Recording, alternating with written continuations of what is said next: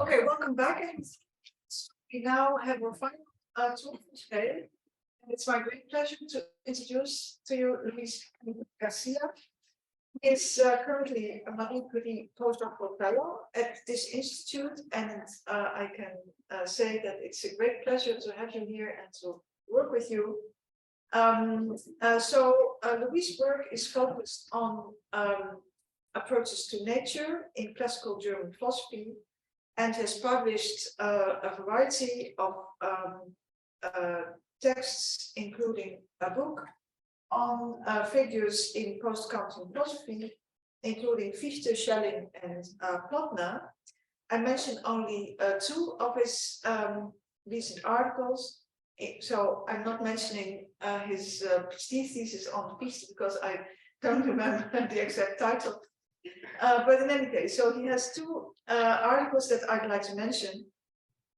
One is titled Nature at the Core of Idealism, the Birth of Two Strands of Post-Kantian Philosophy, published in Idealistic Studies in 2021. And a more recent one forthcoming in Archiv für Geschichte der Philosophie, titled The Importance of Kant's Schematism for Fellipe's project of a philosophy of nature. Today, obviously, the topic will be quite different. And the title of Luis' paper is From the Knowledge of History to the History of Knowledge, Postcolonial Approaches to German Idealism. Please. Okay, so thank you very much, Karen, for this very kind question. And so my talk today will come perhaps from a different perspective, because I'm just trying to figure out how I can. Okay, good. Yeah. So it will come from a different perspective because I'm trying to figure out why post-colonial authors, in spite of all the problems that we have discussed here, why many of these authors look for classical German philosophers in order to formulate their points about post-colonialism. So I really like the image of the puzzle. I thought it was really, it was a beautiful image, and I like it a lot. And I think that my main point today is to try to figure out what is the piece that they are looking for in these authors, and what are perhaps one or two pieces that they are picking up there in order to make their points about post-colonialism. So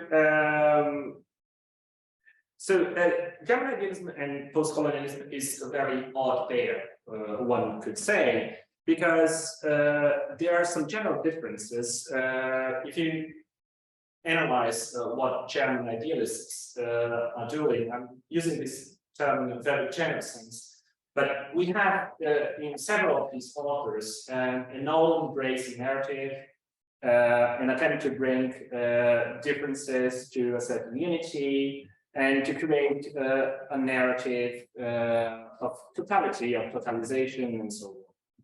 And if you look for post-colonial authors, you see that there is a tendency to resist all-embracing narratives, that diversity is more important than unity, and that geographical plurality is something that is usually an issue, and totality sometimes could be a tricky concept when we take into account all these geographical pluralities.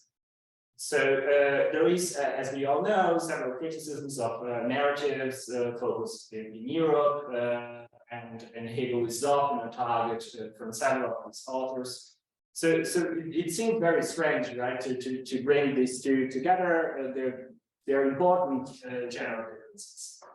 And at the same time, there are also some specific problems, and we already mentioned several of those here. And so we don't have to repeat everything. So Kant's Kant's account of race, Fichte about women, Schelling about so-called primitives, Hegel about Africa, about Asia, about America.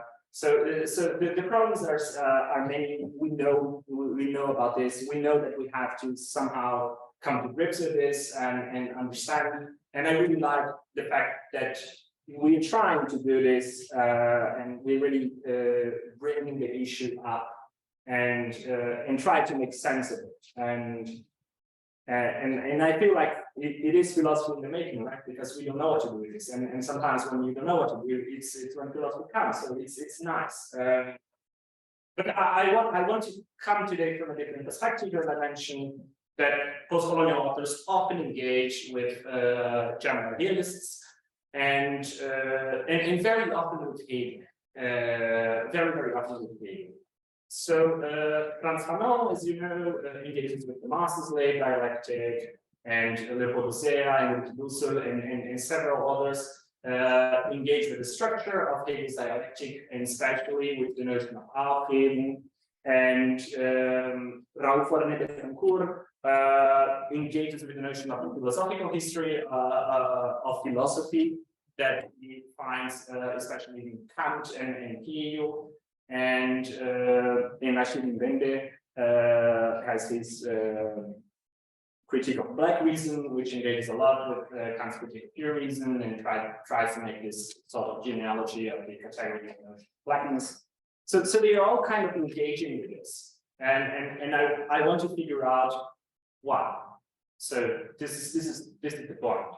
And so some possible explanations are, look, these authors are just part of the philosophical canon, and post-colonial authors, they are just trying to deconstruct, so to say, the philosophical canon. So they're engaging with every major author and reassessing them from different perspectives. So Kant and German idealism, they belong to the canon, just as Greek philosophy, rationalism, phenomenology, existentialism. So that would be a possible explanation. And there is something to it, but I don't think it is enough, because it does not explain the specific reasons why post-colonial authors so often engage with classical German authors and especially with Hegel. Another possible explanation would be, look, they're engaging with these authors because they are the source of the problem, right? Hegel says Africa is not part of history. Okay, so let's engage with Hegel and let's deconstruct the source of the problem. Let's diagnose the origin of a current problem, and let's such as certain views of progress, history, unity, totality, and so on, and let's try to deconstruct. There is also something to it, but I still don't think it is enough, because it does not explain the positive aspects of post-colonial engagements with these authors. And there are several. I still think there is more to it. There is this positive engagement, and there is something specific that they take to be productive in these authors.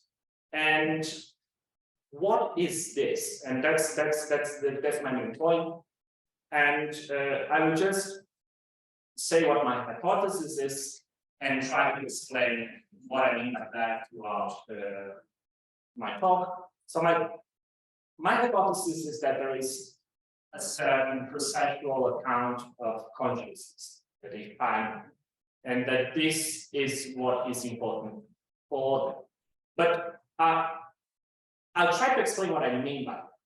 But I'll try to explain what I mean by that, not by going to the classical German philosophers themselves, but I will go to some texts of post-colonial authors and try to figure out what are the points where they are engaging with classical philosophers, and then go back to the text, to the German texts, and try to make sense of it.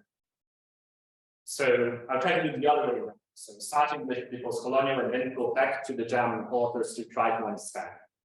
So let's go to the post-colonial approaches. I'll mention some of them.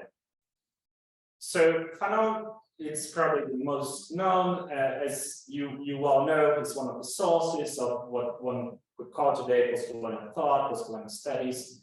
And in his famous book, Black Skin, White Masks, he tries to diagnose the problem of a certain fragmented identity in ex-colonies, where people who have black skin, they, in a certain, due to a constant violence and some power structures in these colonies and ex-colonies, they go through a process in which they start to identify with the oppressor, and it generates a sort of fragmented identity in which you are something, but you have a mask of being something else. And you all know about this, but I want to go back to this specific point where he engages with Hegel, and at the end of the book, he engages with the Marxist-led dialectic, and he focuses on one specific point, one specific passage of Hegel's text, namely this passage from person to consciousness, where Fanon says, look, in order to make the transition from person to consciousness, one has to face death, one has to really face the risk and face the master and conquer its own autonomy. And due to a lack of this fight, the slaves didn't make this transition from person to consciousness, so they were blocked there. And so he's using Hegel in order to call our attention to an obstacle to the process of emergence of consciousness. So there is an obstacle there, and he's using Hegel in order to pinpoint, to show, look, in this transition from a point to another point, there is an obstacle. And he's using Hegel in order to shed light onto the problem that he wishes to diagnose, which is fragmented identity. And the fragmented identity is generated by the obstacle in the process of going from A to B. In this case, from person to consciousness. So this is where he's using Hegel in order to make his point. Another author, Idealism, which is the main name of the so-called philosophy of liberation in Latin America.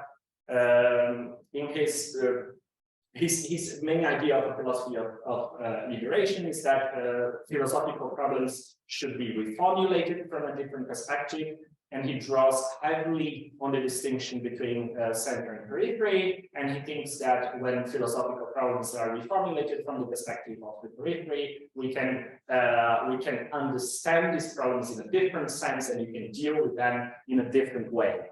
And instead of repeating the way of formulating problems that comes from a certain center. So his idea is that the philosophy of liberation is the one that, instead of receiving formulated problems, would start to formulate the problems from this different perspective, from the perspective of the periphery. But my interest here is not that. My interest is why he's engaging with Hegel, and he's engaging a lot. And he engaged with Hegel in one specific point, namely what he calls or the overall structure of Hegel's dialectic. Dussel makes a distinction between three, so to say, logical movements, which is the analytic, the dialectic, and what he calls the analytic, that would be a sort of attempt of bringing some positive aspects of the analytic and some positive aspects of the dialectic together. And specifically, what the analytic does from Dussel's perspective is to address some elements that are systematically excluded from the dialectical process from a Hegelian perspective.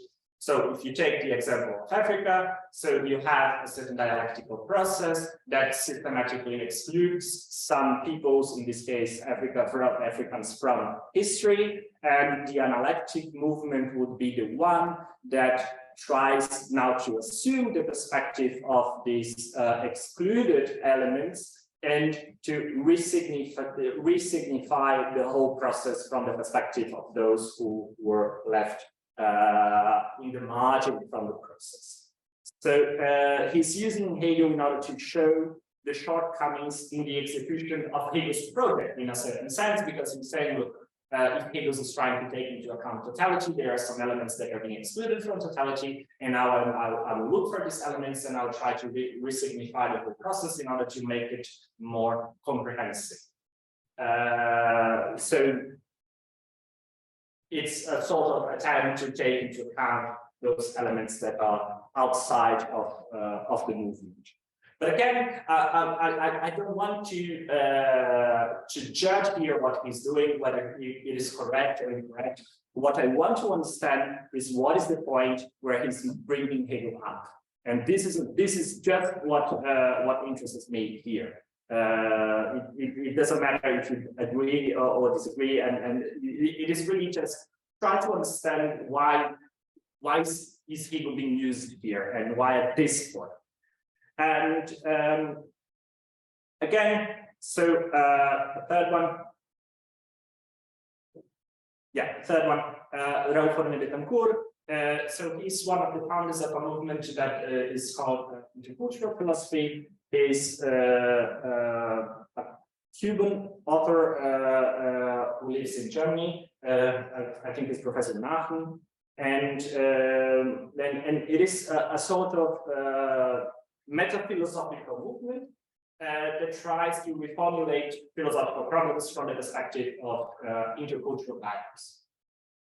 And he uses in one of the main texts where he's presenting his approach, the text begins with 60 pages on content. So again, why? And it is very interesting. The point that he's bringing up is precisely the notion of a philosophical history of philosophy that he takes from the Critique of Pure Reason and then engages a lot with Hegel afterwards. And but he's trying to figure out what would be a philosophical history of philosophy from different perspectives. And specifically, he wants to understand how we would understand or approach the history of philosophy if we take seriously all of these possible intercultural exchanges and dialogues and perspectives. So he focuses a lot on these intersectional points. So how can we figure out these different points of connection and intersection, and how would they eventually change the direction of the movement? Again, he's using Kant and Hegel in order to bring his point forward. And a final author, which is very well known, especially in Brazil, he formulates a sort of cultural movement called anthropophagy in the end of the 1920s. And his main idea is that concepts and ideas that comes from, especially from Europe, they should be digested according to the structure of the local organisms or according to the local context, and that this digestion would be a sort of process of resignification that would distort the concepts in a certain sense in order to make them more suitable to a certain context and so on. And he uses Hegel again in order to bring his point forward. And he specifically says that his process of signification is what he calls anthropophagic Aufheben.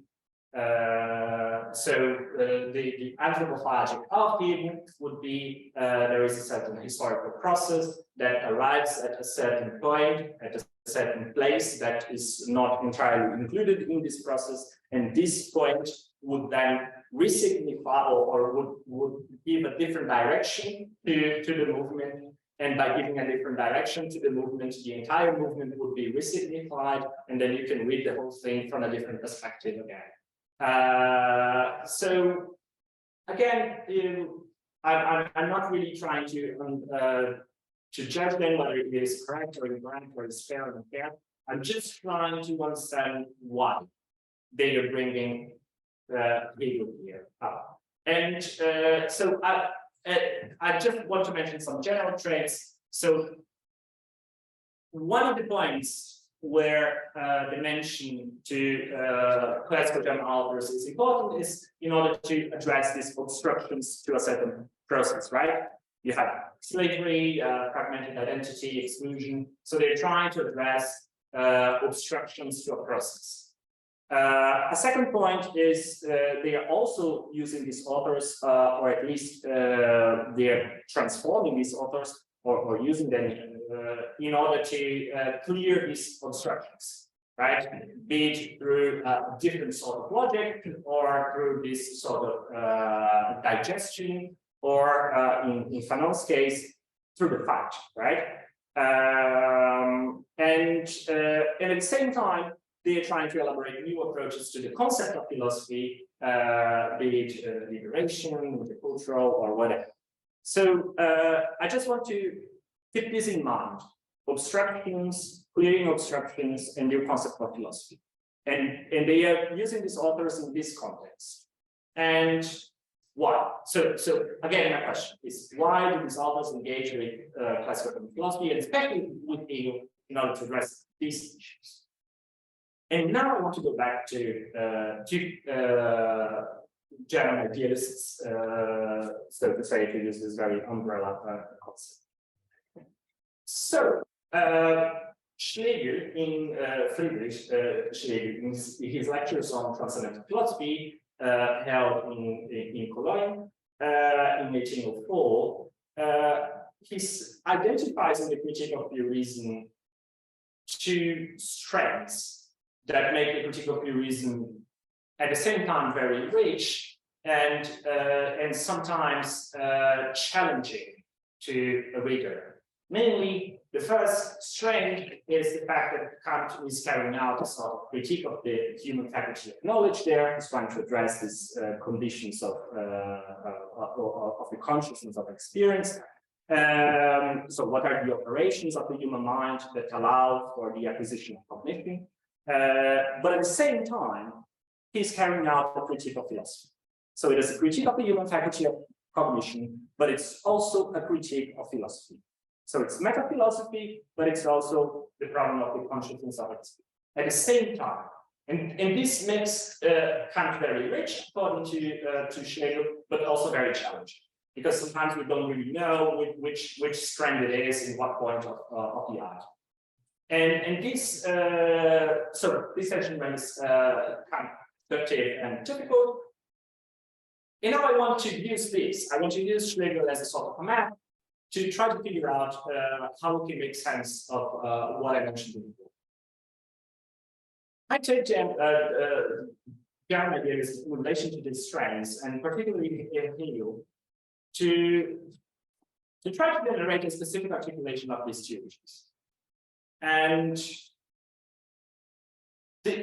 this problem of the consciousness of experience is, through a certain reception of Kant, progressively transformed into the conditions for a certain genealogy of consciousness, which one might argue that is implicit in Kant, and others could say, no, it's Kant's problem is a different one, but there is a certain transformation of this problem of the conditions of possibility of a certain experience of consciousness, a certain consciousness of experience, to a constitution of consciousness as such, and of the problem of having experience of consciousness, as you can see very clearly in the knowledge. And I think there is already a certain movement in this direction in Fichte, but this is just we can talk about this later. But I just want to mention that the title of the first part of the phenomenology of spirit was meant to be, until 1805, 1806, the science of the experience of consciousness. So this was the idea. So there is an inversion, and I think this inversion, I take this inversion to be interesting for these authors that I mentioned previously, and I'll try to show why I think this. At the same time, this experience of consciousness appears, especially in the phenomenology of spirit, as a certain condition for coming to a specific kind of knowledge, to coming to cognition, but also to coming to this absolute knowledge that Hegel calls philosophy. So the process of formation of consciousness appears at the same time as a condition for doing philosophy, or as a condition for achieving philosophical knowledge. And interestingly, the second part of the book is precisely the one in which Hegel then adds all these cultural manifestations of reason, culminating in philosophy, and it is something that he adds from 1806, 1807, when he goes from Vienna to Bamberg. So the notion of consciousness, I want to focus on this switch from consciousness of experience to experience of consciousness, because I think there is something here. So the consciousness of experience could be understood as sort of consciousness of a fact that succeed another fact, or facts that succeed one another. And we could say that this consciousness is historical in a Goldman sense, or at least in the sense of a knowledge of data. It is empirical knowledge. So on the other hand, the consciousness of the structure of experience, not the consciousness of the data, is a priori from a Kantian perspective. But one might argue that there are some places in Kant's philosophy where you could ask, is it historical, not historical, especially at the end of the Critique of Pure Reason, in the history of reason, and so on. But we have here a sort of knowledge of history and its structure. And it remains kind of open whether it could be historical or not. But when you go to experience of consciousness, we have consciousness as a part of the certain process. Of course, you could say this process is an apriori history, it is a logical process that goes from sensibility to questions about totality, which is fair. But at the same time, Hegel includes at the end, like the second part of phenomenology, this experience of consciousness. He brings the experience of consciousness together with certain cultural manifestations. And then you have some sort of questions that you might ask. So history appears here as a sort of cultural process that goes from secular laws to philosophy, and then the whole difficulty of Hegel in Hegel's philosophy is trying to understand also how these two go together. But there is here a certain history of knowledge. So the inversion from consciousness of experience to experience of consciousness is also, in a certain sense, an inversion from knowledge of history to history of knowledge. But history of knowledge in the sense of a logical and cultural process that you could argue that is not really chronological, but at the same time, it does map some sort of stage of a certain cultural development, so to say.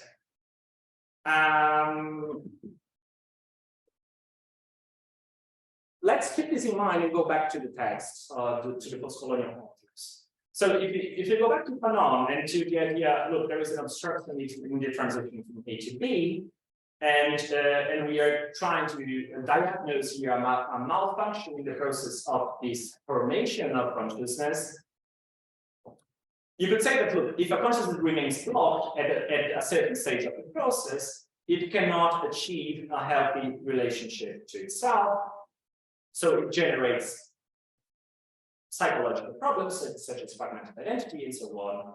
But again, the point is, Fanon is addressing a problem in this process of formation of consciousness, in this process of experience of consciousness, in this process of a certain cultural but also logical development.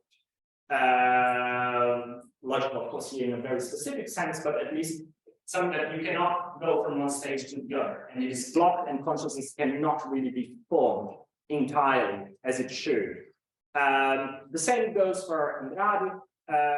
there is an obstruction in the process of signification. There is a certain malfunction in this process through which consciousness signifies its surroundings. So the process through which consciousness becomes capable of addressing the issues surrounding itself is sort of blocked. And he thinks that, look, instead of distorting the local environment in order to fit into these philosophical concepts, we should distort the terms, we should distort the concepts in order to fit the local environment. So again, he's also trying to focus on a problem in the process of formation of consciousness. And so they look for tools in Hegel's philosophy to conceive of this process of formation of consciousness. That was my point from the start. But now I want to bring up the second point. And the second point is metaphilosophy. Because it might seem, when one approaches metaphilosophy, it might seem that it is such a question that closes philosophy in itself. Like, right, philosophers talking about what philosophy is. So let's talk about the world. So it seems that we are closing us in ourselves and we are just talking about philosophy and what philosophy is. But I think there is a different meaning of metaphilosophy here when you look from this perspective. Because if you think that, if you take into account the structure that I mentioned before, where the process of formation of consciousness is coupled with the process of a certain cultural development that will then lead to the formulation of philosophical problems, then I think that metaphilosophy implies a different meaning. And what I mean by that, I mean, it is not a question formulated by philosophers about philosophy, but it is a question regarding a certain cultural development. Is what kind of concepts do we have to address the problems that we have? And this question, when this question is coupled with the problem of the development of consciousness, it becomes a question about reality. It becomes a question about are we in a position now to address the question that we should, and how can we unblock the specific obstructions that are somehow preventing us to address our reality or the reality surrounding us in a philosophically meaningful sense. So I think that this changes a little bit the meaning of what this means of metaphilosophy.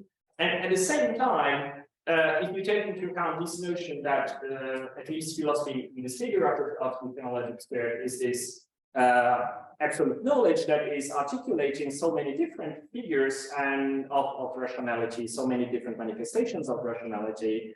So what one could again address metaphilosophy or philosophy in a very interesting, in my view, in an interesting way by asking some questions and formulating some problems, such as what are the criteria according to which something counts as a manifestation of rationality, and what do we lose by neglecting other possible stages or routes in this development that is bringing different manifestations of rationality within it. So if we go back to the postcolonial authors, I think that Dussel and Bittencourt, they are really trying to reformulate what philosophy is or should be in order to address these specific exclusions of certain manifestations of rationality. So it is really a malfunction leading to a problem in the concept of philosophy itself, according to them, and then we should readdress what philosophy is or should be in order to address these specific issues. So we can go through this in the discussion, but I take both reformulations of the concept of philosophy here to be an attempt to take into account what is being marginalized from a certain process of manifestations and figures of rationality. So they look for tools in Hegel's philosophy to conceive of a philosophy, so to say, more suitable to a healthy cultural development. So, as a conclusion, to address the initial question, so the odd pair, German idealism and postcolonial studies, and the whole point of the all-embracing narrative, unity, totality, likeness, plurality. I don't think that this pair is as odd as it might seem at first glance, and I want I want you to also focus on this notion of all-embracing narrative, because I think the post-colonial authors, or at least the ones that I mentioned here, they're not in principle against the idea of such the idea of all-embracing narratives. On the contrary, I think that these narratives is precisely what transforms cultural diversity into a philosophical problem, into a philosophical challenge.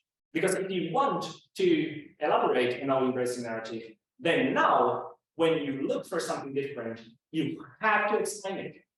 And it becomes a problem. It becomes a philosophical problem. And I think that they maybe like the idea that this is a problem, but they really don't like the way in which the problem is addressed. They really don't like the way in which it is solved, the way in which the question is really addressed. So they do disagree with the way the challenge is stacked. And so the way these narratives of totality are constructed. And they try to come up with alternatives.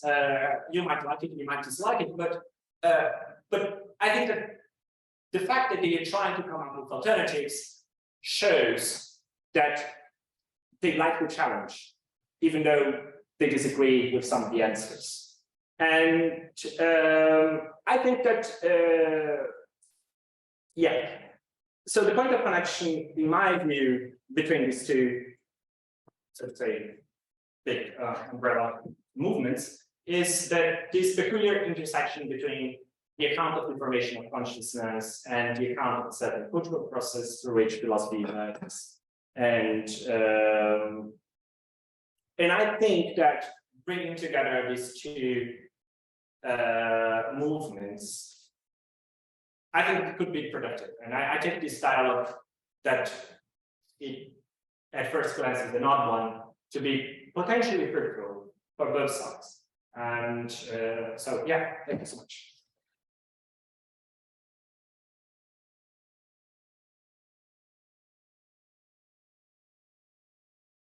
Thank you very much, Luis.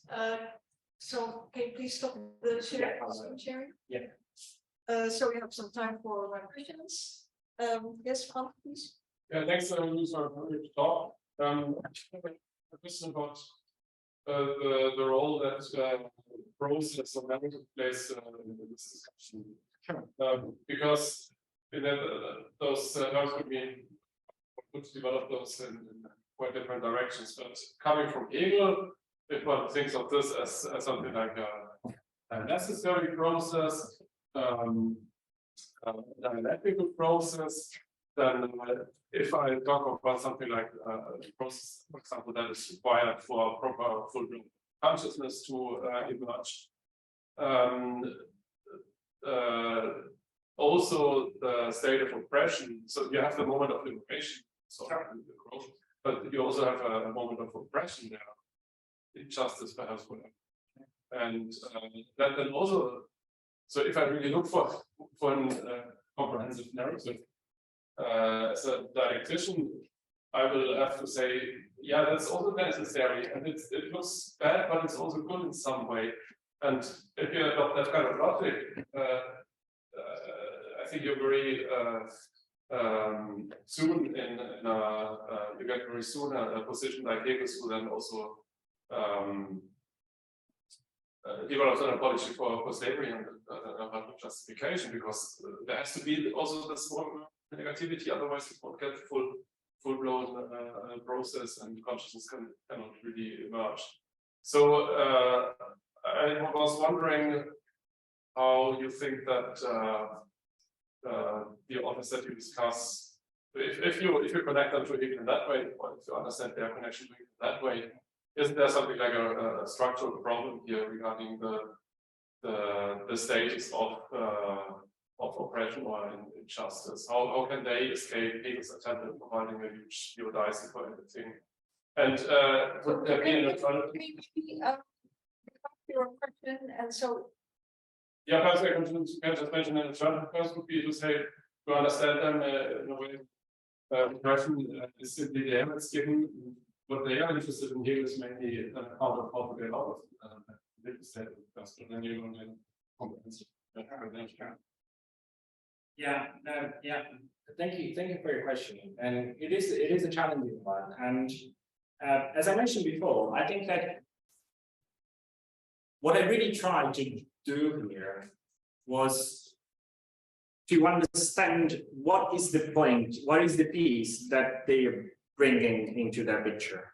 And I think that several of them, they think that you can take a piece, because one might argue that in Hegel it doesn't work that way, because if you take a piece, you take the whole thing, you take the whole puzzle. And I think that your question maybe is going a little bit in this direction, because if you take the piece of the process, then you take also the piece of the necessity of oppression, and this process can also be considered as a necessary one, and so on.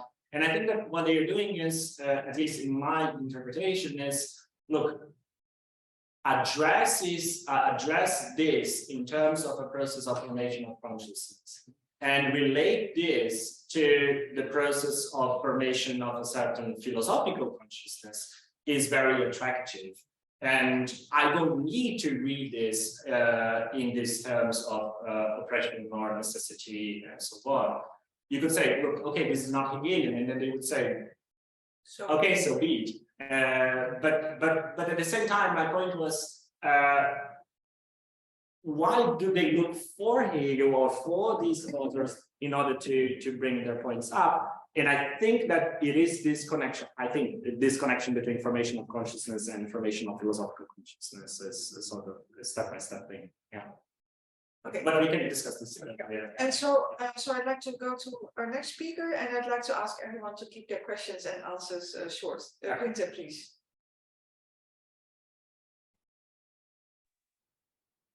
Thank you.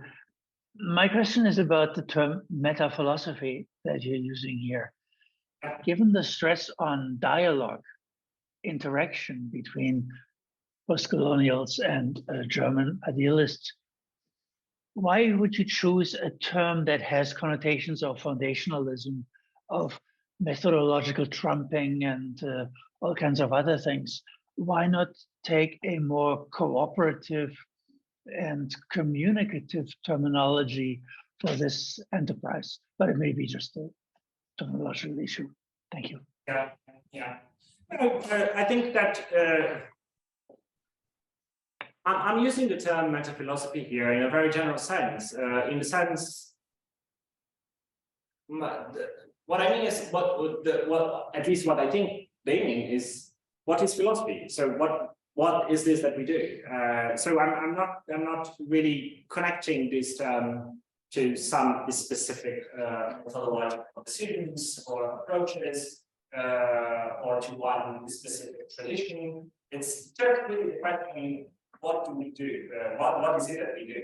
And what's the point? And so it's, and I think that this question has a different meaning from this perspective, because from this perspective, the point is, look, we're using all these very interesting concepts, but we have several problems that we cannot address with them. Perhaps we need different concepts. And isn't it philosophy? Isn't it what philosophy is all about, right? To create new concepts to address new problems. And so my point with metaphilosophy is very general. Is really to understand what do we do, what is the point of doing philosophy, and how do we connect this to our surroundings, to the challenges of the contemporary world. I don't think that Hegel was also thinking in these terms. I think, but yeah. Thanks. Yeah. Okay. Garcia, please. And can you look into Power's?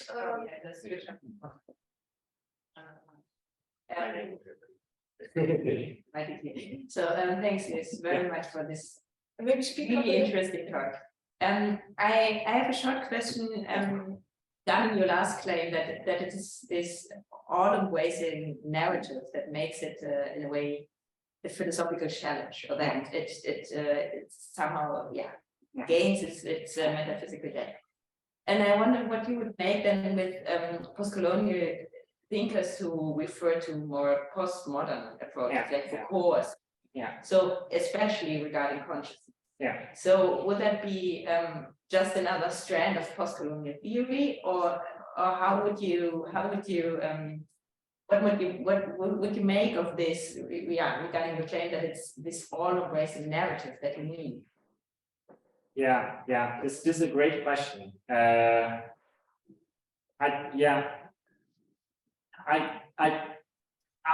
don't have enough knowledge to answer this question in a proper way as the differences within postcolonialism between different authors and different approaches.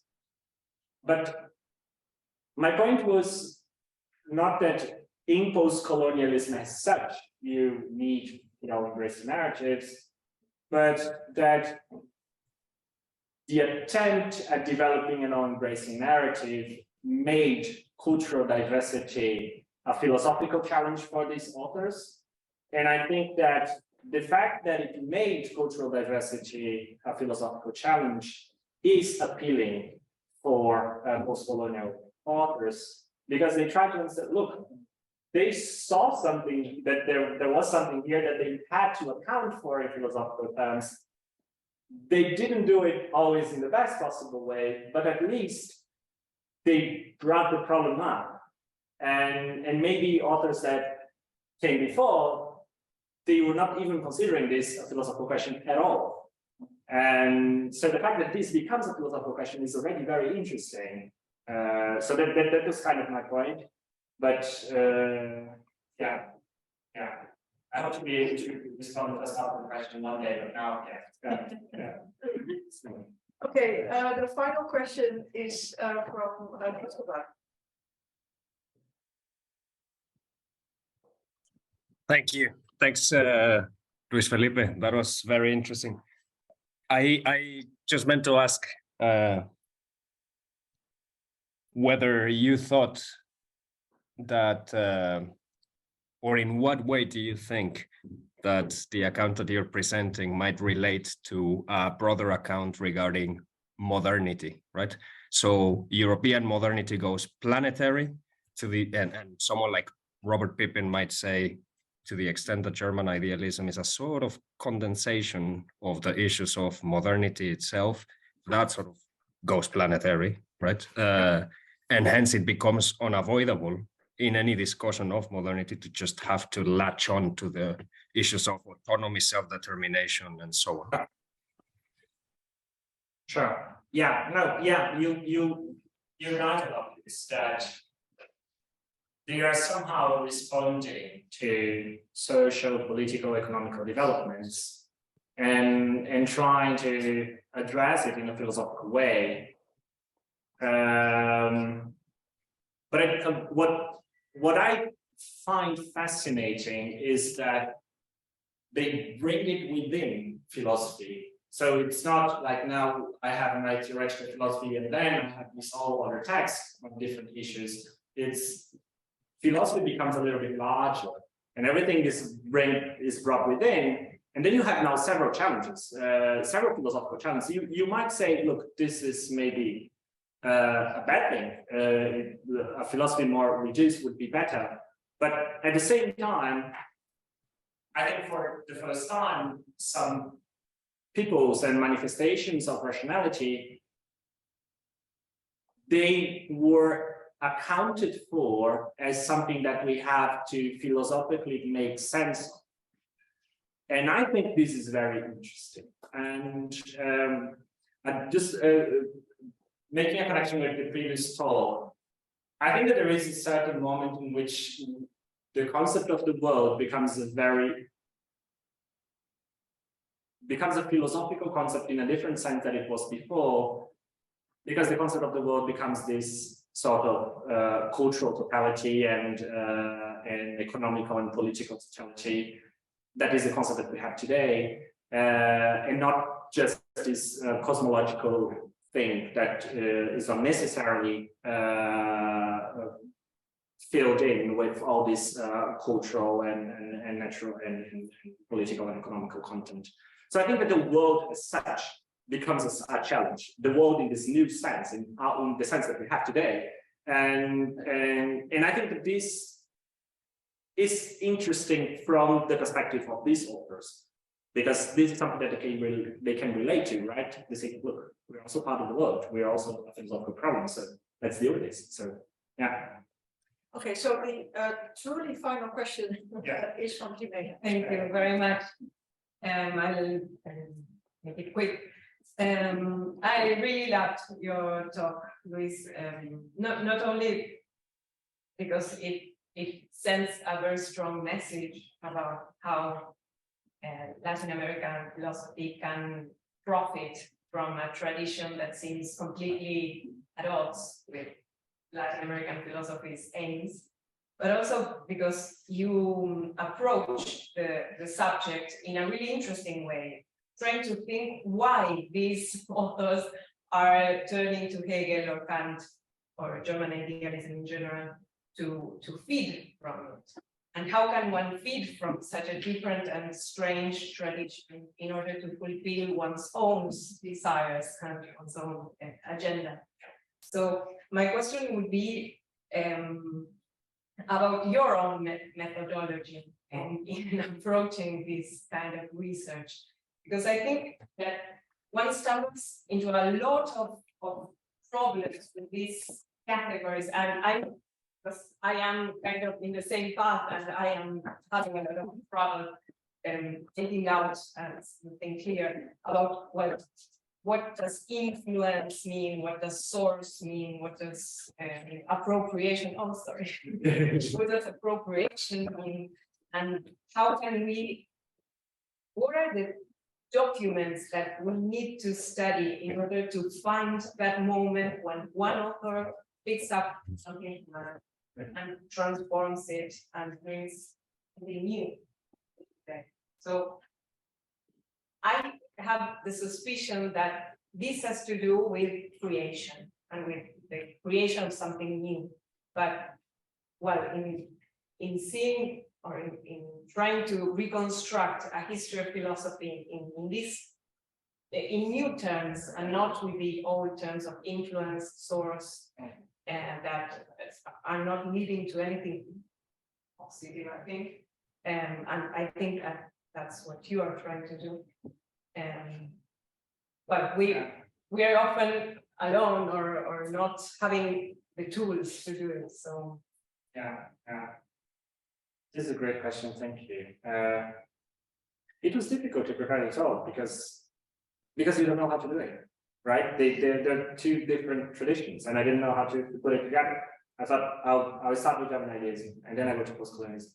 Then it won't make sense. It will be strange, and then I tried to invert, and then I thought again. But it is strange because I'm talking about these contemporary authors, and then I'm going back to the text, and I'm doing very general points and using the term German idealism, that is a big concept, and it's difficult to find a methodology to go about this.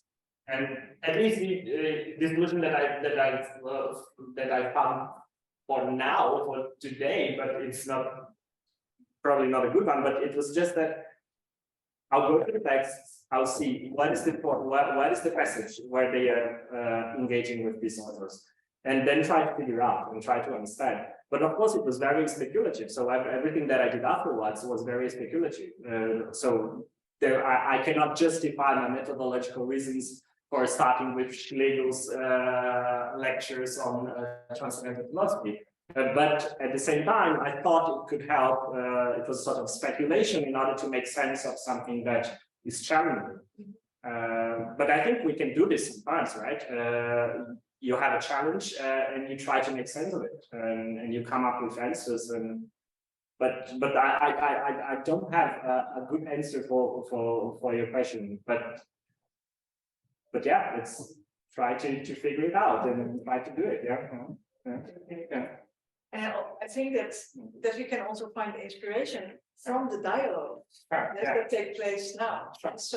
So maybe you'll pick up something and try to approach the matter from a different perspective. Okay, that being said, I think we should conclude here and thank our speaker.